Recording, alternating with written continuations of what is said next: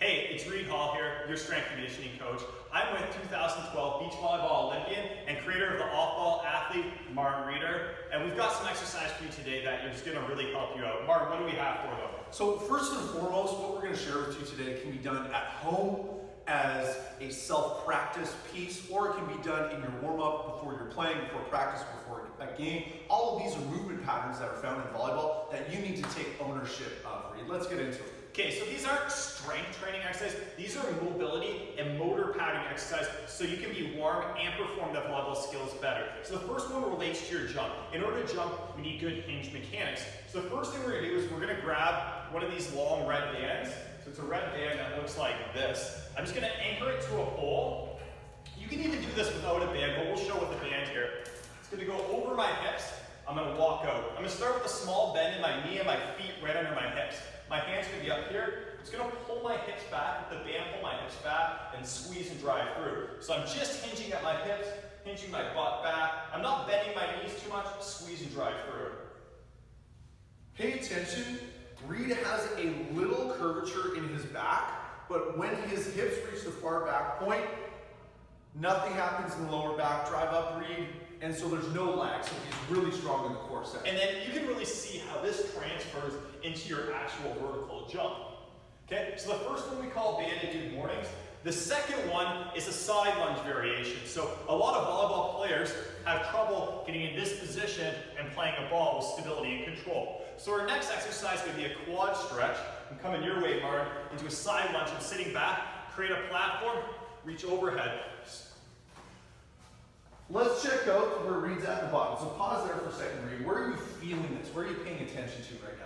I can feel a stretch through my groin. I can feel tension in my quads and my glutes, and I'm keeping my core tight. So what would be some cues that athletes at home could think about not allowing to happen when you enter that movement? So when I enter this position, I want to sit back into my heel first, okay? So you see my knees in line with my second toe, it's not falling in. So the first cue is sit back into your heel and keep your chest upright. Keep good posture in your back. What's happening with this foot here in terms of understanding the knee and the ankle and the heel? Well, I want to keep this foot flat on the ground because I want to have nice contact surface with the ground because it helps me stay stable. So if my foot's rotating around, I'm moving, right? So I want to keep it flat on the ground and stable. Awesome. And if there's a breakdown in that position, what does that mean about your body, Reed? Well, I think it's going to be you're at risk of getting injured because you're going to have to do this movement over and over again in volleyball. So the thing that's scary about these movements is a lot of volleyball players cannot do them, but they're required to do this in volleyball, so they're constantly forced to compensate, and this, as we know, over the long term leads to more injuries and just not performing the skills as proficient. Absolutely. So we're looking at jumping and landing in the first one.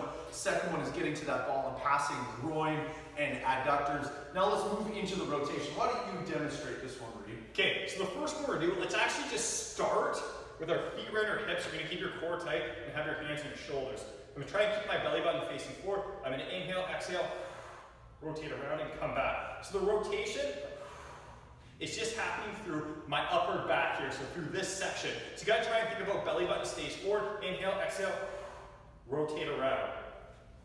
So you might notice that there's some shearing in Reed's t-shirt here. That's what you want your abs to look like and feel like. So really, you're connecting that cross section of the abs to the hips. So now how do we make this more dynamic so there's more transfer? Absolutely. So let's lengthen the arms out, Reed. Yeah. And I want you to sweep the arms down to the right side, up and over like you're slamming a ball, like you would at the Matrix training session. You're going to come up and over. Now there's going to be a little bit of a bend in the knees on this one, and I want you to tie in the hips to slam the hips forward to then get the shoulder rotation up and through. I could also do this with a ball. I'm just going to grab a ball. Give me a second here. So I'll grab a ball here. You don't need to use a weighted ball, but you can use a volleyball, and it's just working on this rotation. And so just like with our jump, the hinge is important when we jump.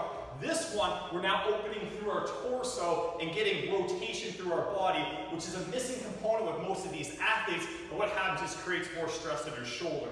Absolutely. So really paying attention to connecting the core and then initiating the hip to then create the whip action of the spike is what that is designed to do, connecting your body. So I really hope you can connect these three mobility, warm-up, motor control exercises into your at-home routine when you're practicing at home, and also start adding this into your warm-up. It's Reed Hall here. I'm with Martin Reeder. here, and we'll catch you guys soon.